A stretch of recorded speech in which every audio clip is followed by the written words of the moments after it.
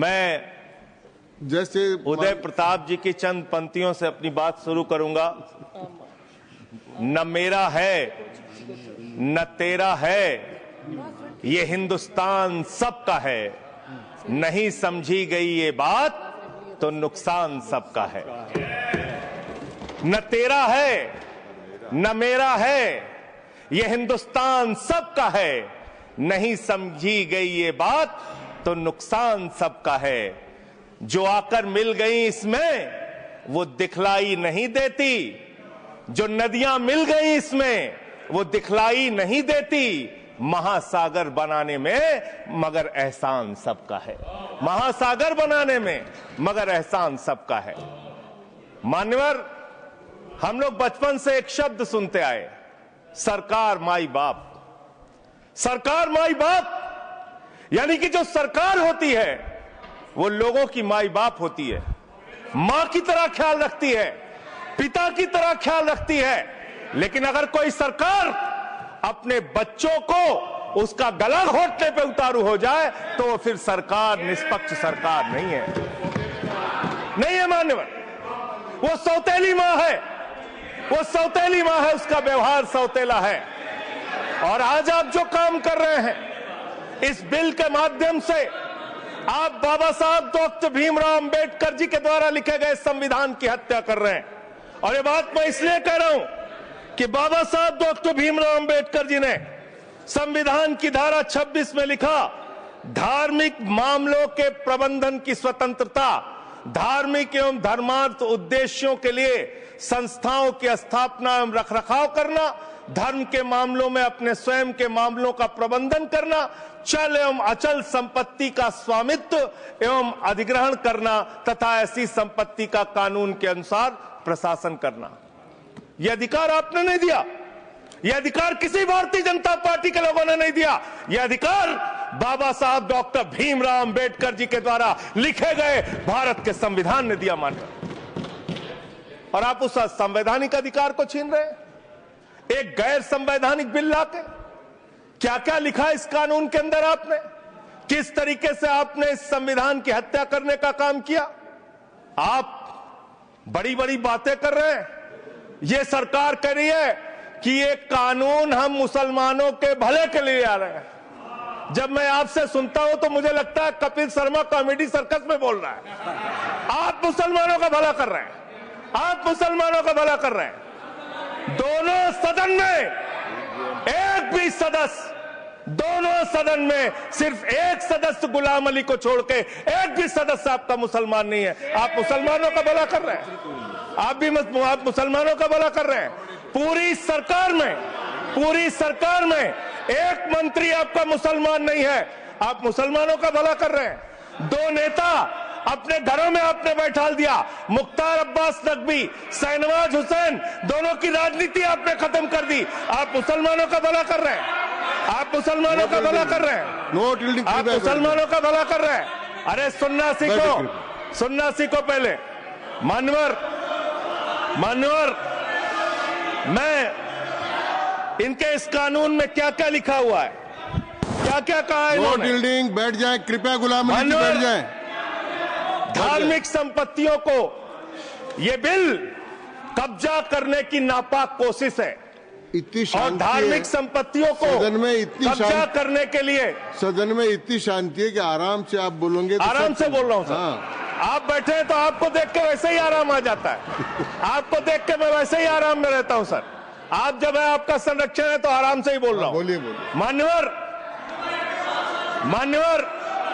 धार्मिक संपत्तियों को कब्जा करने की एक कोशिश है। इसलिए इस बिल पर न हिंदू को खुश होना चाहिए, न सिख को खुश होना चाहिए, न ईसाई को खुश होना चाहिए, न जैन को खुश होना चाहिए, न बौद्ध को खुश होना चाहिए, क्योंकि नंबर सबका आएगा। और आज वक्फ की संपत्तियां कब्जा करके आप अपने दोस्तों को देंगे, कल गुरुद्वारे की संपत्तियां कब्जा करके आप अपने दोस्तों को देंगे, फिर चर्चों की संपत्तियां कब्जा करके आप अपने दोस्तों को देंगे, फिर बौद्धों की संपत्तियां कब्जा करके आप अपने दोस्तों को देंगे, फिर जैनों की संपत्तियां कब्जा करके आप अपने दोस्तों को देंगे, फिर फिर मंदिरों की जमीनें कब्जा करके आप अपने दोस्तों को देंगे। अरे चंदा चोरों बैठो, चंदा चोरों बैठो, चंदा चोरों बैठो, बैठो चंदा चोरों, चंदा चोरों बैठ जाओ। चंदा चोर हो तुम लोग चंदा चोर हो, चंदा चोर हो तुम लोग, चंदा चोर हो, चंदा चोर हो, चंदा चोरों बैठो। 1 मिनट को प्लीज। चंदा चोरों बैठो। सभापति महोदय, Shri Gajendra Singh ji. Sir I am not dealing sir, I am not dealing. सदस्य ने चंदा चोरी किया इन्होंने, राम का पैसा खाया, करने वाले प्रभु श्री राम का पैसा खाया सर इन्होंने। राम मंदिर का विषय, राम मंदिर में चंदा चोरी किया इन्होंने। चंदा चोर है सर ये लोग, इन्होंने प्रभु श्री राम का चंदा खाया। कृपया बैठ जाए। चंदा चोरी किया सर, कृपया बैठ जाए। राम मंदिर के संबंध में सर राम मंदिर के संबंध में कहे गए सभी शब्दों को मैं कार्रवाई से निकाल रहा हूं, कार्रवाई से निकाल दिए। 2 करोड़ की जमीन 18.5 करोड़ में खरीदी इन लोगों ने। 2 करोड़ की जमीन अयोध्या में 18.5 करोड़ में खरीदी। मान्यवर कृपया मेरा टाइम बचाया जा सर। मान्यवर टाइम पॉज कीजिए सर, टाइम पॉज कीजिए, बैठाइए इनको। Point of order allow sir. I am not dealing sir. Point of order Bhupendra Yadav, please sit down.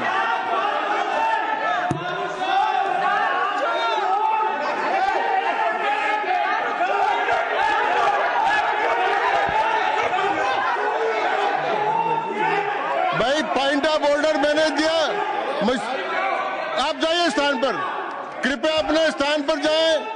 मैंने व्यवस्था का प्रश्न उठाने का मौका दिया भूपेंद्र जी यादव को।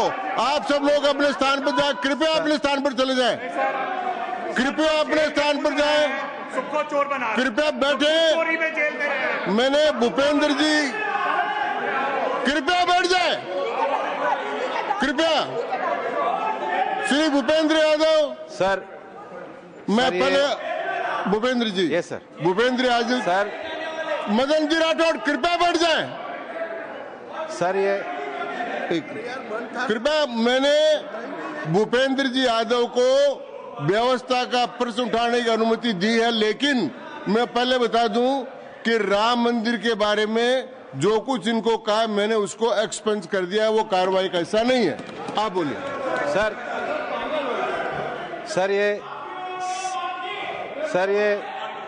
सर ये सदन का उच्च सदन है। रूल में बता देता हूं, रूल 238 और 240।